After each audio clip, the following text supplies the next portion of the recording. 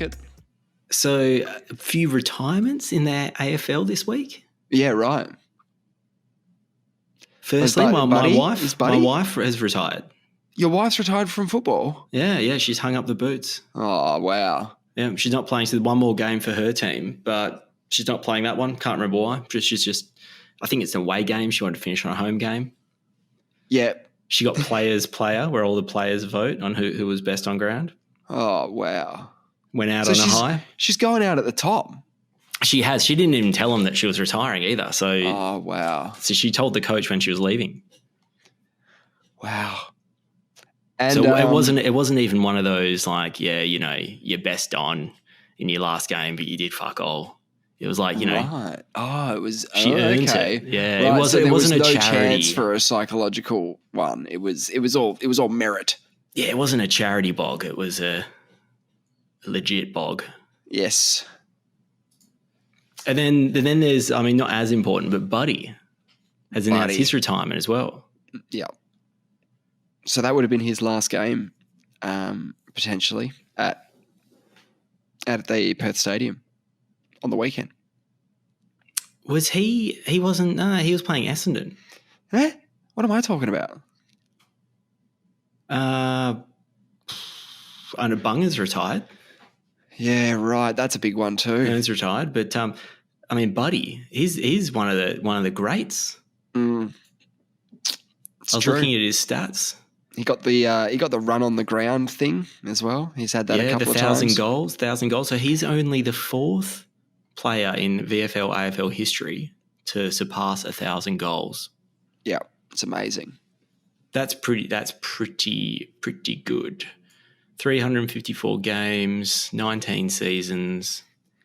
How much can we compare the old records and stuff? Because has the game changed format in terms of time and time on and anything like that?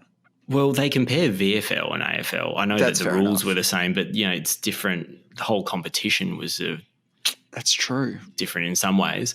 Things have changed, but you can still compare them. You can have you can for sure. It's clear that people don't kick 100 goals in a season as much as they used to. In fact, Buddy was the last person to do it. Wow, that's a good start. That was in 2013. Yeah, right. I think. No, it was in 2008. Sorry, that was his first premiership with the Hawks, 2008. So it hasn't happened in, 15 years then? No. And so his 1,000 goals is in some ways more impressive because it seems to be harder for players to kick huge bags of goals in a year because no one's kicking 100 goals in a year. So you have to be able to play more seasons than him, which is also impossible because he's been playing forever. Well, I remember when they did the biggest trade of all time, arguably, the biggest free agent move in AFL history was when Buddy went from Hawks in his peak and signed an unheard of 9-year deal with Sydney for $10 million. And I remember when he did that, I said, there's no way he's playing out that contract. Like, that is ridiculous money. That's true. People were saying that. People were like, he'll play for a few seasons or whatever. Not only did he play it out, he did an extra year on top of that. He extended it, yes.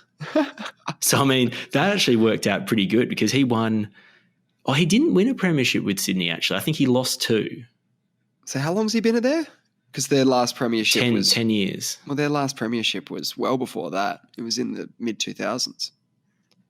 Yeah. So he hasn't won a premiership at Sydney. I'm pretty sure he lost 2 grand finals with Sydney. One of them, I need that fact checked, but I mean that's a pretty big. That's a big one. And what pisses me off the most is he's from WA. Yeah. How did we miss out on that? So there's probably a story there. There's got to be a story there. Yeah.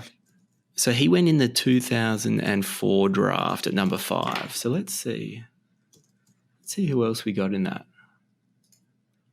Travis Cloak. What pick was he? Who was pick 1? Okay, sorry, these trades. Hold on. Okay, pick 1 was Brett Deletio, who was gun, absolute gun. But I mean, he stopped a while ago. 2, Jared Roughhead. Yep, good one. Also went to Hawthorn. So Hawthorn must have absolutely been. They were tanking prior to that. They had pick 2 and 5 in that draft. Right, and they got Buddy. They got Buddy. They got Roughhead and Buddy. But what could have a West Australian team done, right, to stop that? Could they have stopped that? How could they have stopped that? They've got more picks. They got them. Yeah, they got them. I mean, it looks like Eagles had they don't seem to have anyone. They don't have any picks in the top. Their first pick was at 28, so maybe they traded some of their picks away. There you go. And Fremantle didn't have any picks in the first 30 either. Don't know what they were doing. There you go. Yeah. Oh, West Coast got Leckers at 37. Oh, huge. Yeah, that's huge. And Bunga, yep, he was picked up in, what was it, 2005 with pick 13. Yeah, so what, did he play his first season in a grand final? Yeah. That's amazing. I assume he played in that grand final, surely. For the loss.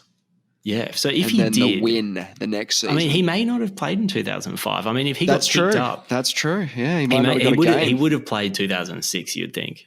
Yep. Premiership captain 2018. So what is this his last? He's just hanging him up at the end of the season, or is he done? Yeah, no, he's done at the end of the season. Whereas Buddy's got a calf injury, so he might not be back. Right, and where is Sydney on the ladder? Have they got a finals berth? Have they got a finals chance? They're fighting for finals. I don't think they're going to make it. It's a log jam to get in there. Absolute log jam. So what? The top 10's pretty strong. Oh mate, I think they're battling right down to 14 at the moment. That's awesome. The difference between 9th and 14th is 2 premiership points. That's amazing. So the battle's on. It's Every hot and game heavy. matters. Yeah.